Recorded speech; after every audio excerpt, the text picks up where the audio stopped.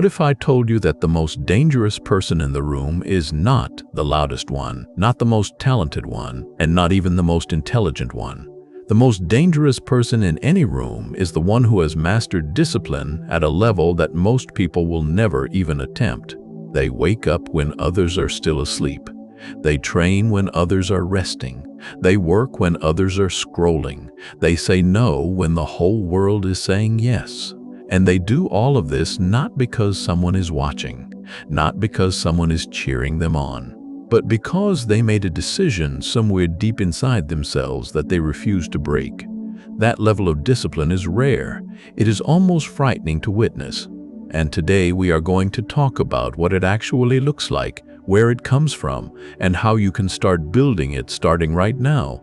Part 1. Discipline is not what most people think it is. Most people think discipline is about forcing yourself to do things you hate. They picture cold showers at 5 a.m., brutal workout routines, and a life with no fun. But that is not real discipline. That is just performance. Real discipline, the kind that changes lives and builds empires, is something much quieter and much deeper. It is the ability to do what needs to be done regardless of how you feel in that moment. Marcus Aurelius was one of the most powerful men who ever lived. He had every reason to sleep in, to celebrate, to take days off, but every single morning he got up and did the work, not because he felt like it, because he understood that feelings are temporary and commitment is permanent. That is the first thing you need to understand about true discipline. It does not care about your mood. Part 2, the moment it becomes scary, there is a specific moment in a disciplined person's journey where something shifts.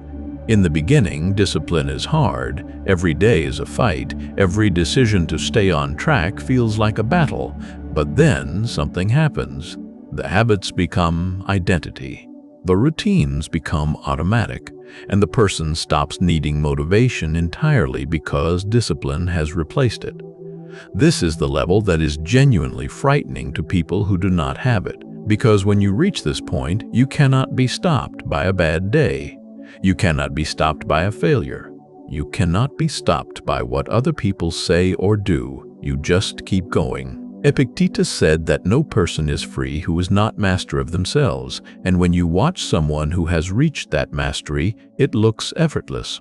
But behind that effortlessness is thousands of quiet, unseen, unglamorous hours of showing up when nobody was watching. Part 3. What this level of discipline actually looks like. Let me paint you a picture of what this looks like in real life. This person does not need an alarm clock to wake up early because their body has adjusted to the schedule they chose. They do not negotiate with themselves about whether to train today because training is simply what they do. They do not spend energy debating whether to work on their goals because the decision was made long ago. When something painful happens, they do not collapse. They process it and keep moving.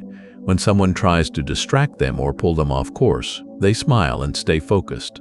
They have built a version of themselves that outside circumstances simply cannot break. And here is the part that scares most people. This person is not special. They were not born this way. They built this, one decision at a time, one day at a time, over a long period of time with no applause and no guarantee of reward. Part 4. The Stoic foundation of extreme discipline. Stoicism is built on one central idea: focus only on what you can control and accept everything else with grace. And when you truly internalize that idea, discipline becomes the most natural thing in the world. Because you stop waiting for the right conditions. You stop waiting for motivation. You stop waiting for someone to believe in you.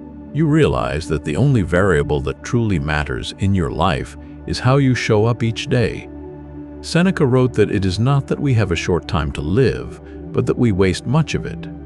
The disciplined person has understood this at a bone-deep level.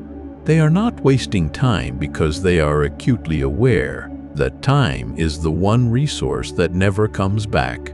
Part 5. Why most people never reach this level. The honest truth is that most people will never reach this level of discipline, not because they cannot, but because they are unwilling to go through the uncomfortable middle part.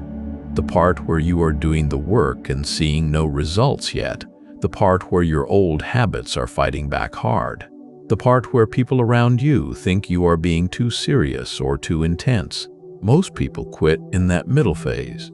They tell themselves they will start again when they feel more ready, when life is less busy, when the time is right. But the time is never right, and the people who are waiting for the right time are still waiting, while the disciplined ones have already built something extraordinary. Part 6. How you start building it today. Here is the practical part. You do not build this level of discipline by trying to overhaul your entire life in one day. You build it by making one small, non-negotiable commitment and keeping it no matter what. Just one. It could be waking up at the same time every morning. It could be spending 30 minutes each day on your most important goal. It could be putting your phone away after a certain hour. The size of the commitment does not matter in the beginning. What matters is the act of keeping it, because every time you keep a promise to yourself, you are building the identity of a disciplined person. And every time you break that promise, you are reinforcing the identity of someone who cannot be trusted even by themselves. Marcus Aurelius wrote that you have power over your mind, not outside events. Realize this and you will find strength. The discipline starts in the mind. It starts with one decision, and then another, and then another. The scariest level of discipline is not scary because it is violent or extreme. It is scary because of what it produces. It produces a person who cannot be manipulated by comfort, a person who cannot be stopped by failure, a person who does not need the world's approval to keep going. That person becomes unstoppable. And the world does not quite know what to do with someone who is truly unstoppable. You have the capacity to become that person. Every single one of you watching this right now has that capacity inside you. The question is whether you are willing to do the quiet, unglamorous, daily work to bring it out. If this video pushed something inside you, please give it a like and share it with someone who needs to hear this. Subscribe for more content like this every week, and comment below and tell me what one thing you are going to commit to starting today. I want to hear it. Go build something they cannot ignore.